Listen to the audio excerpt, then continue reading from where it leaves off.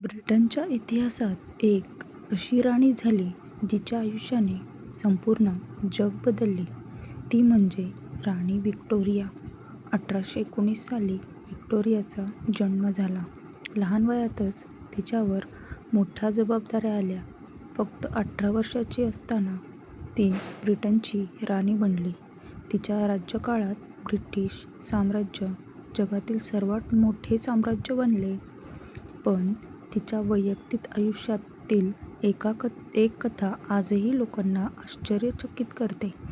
ती म्हणजे तिची गर्भधारणा आणि कुटुंब जीवन. 1840 साली व्हिक्टोरियाने प्रिन्स अल्बर्टशी लग्न केले. हे लग्न प्रेमविवाह म्हणून ओळखले जाते. या काळात राजघराण्यात प्रेमविवाह फार दुर्मिळ होते. व्हिक्टोरिया आणि अल्बर्ट एकमेकांवर खूप प्रेम करत होते. लग्नानंतर लवकरच व्हिक्टोरिया गर्भवती झाली.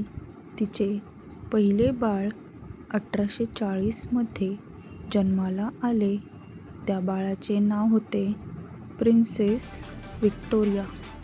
त्यानंतर व्हिक्टोरियाला एकूण 9 मुले झाली. हो, पूर्ण 9 मुले झाली.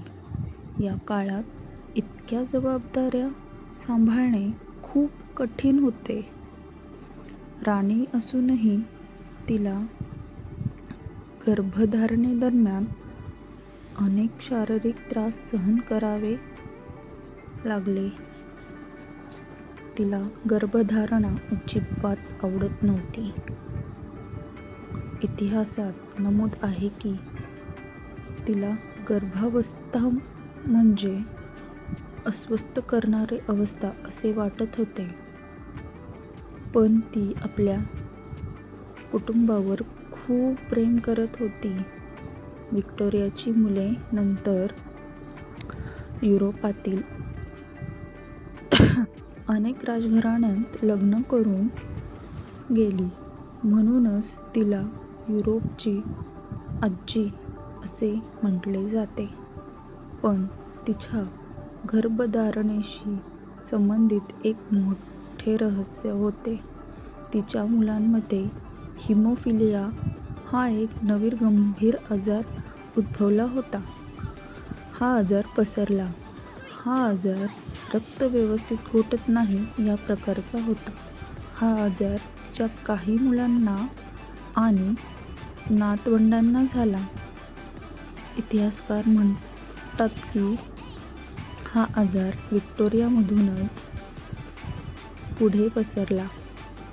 यामुळे युरोपातील अनेक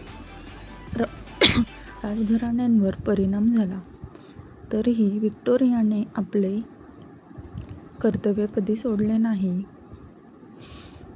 ती गर्भवती असतानाही राज्यकारभार करत होती. त्या काळात महिलांसाठी हे खूप मोठे उदाहरण होते. 1861 साली प्रिन्स अल्बर्टचा मृत्यू झाला. यानंतर व्हिक्टोरिया पूर्णपणे तुटली. तिने आयुष्यभर काळे कपडे घातले. पण तिने आपल्या मुलांसाठी आणि देशासाठी जगणे सुरूच ठेवले. व्हिक्टोरियाचा राज्यकाळ 63 वर्षे चालला. तो त्या काळातील सर्वात मोठा राज्यकाल मानला जातो. तिच्या गर्भधारणेची कथा फक्त कुटुंबाची नाही, तर एका शक्तिशाली स्त्रीची कथा आहे, जिने आईपण आणि राजकारण दोन्ही सांभाळले. आजही व्हिक्टोरियाचे नाव इतिहासात घेतले जाते. सुवर्ण अक्षरांनी लिहिलेही जाते. अशाच माहितीसाठी माझ्या यूट्यूब चॅनेलला फॉलो करा. तुम्हाला या चॅनेलवर नवनवीन माहिती मिळाली जाईल.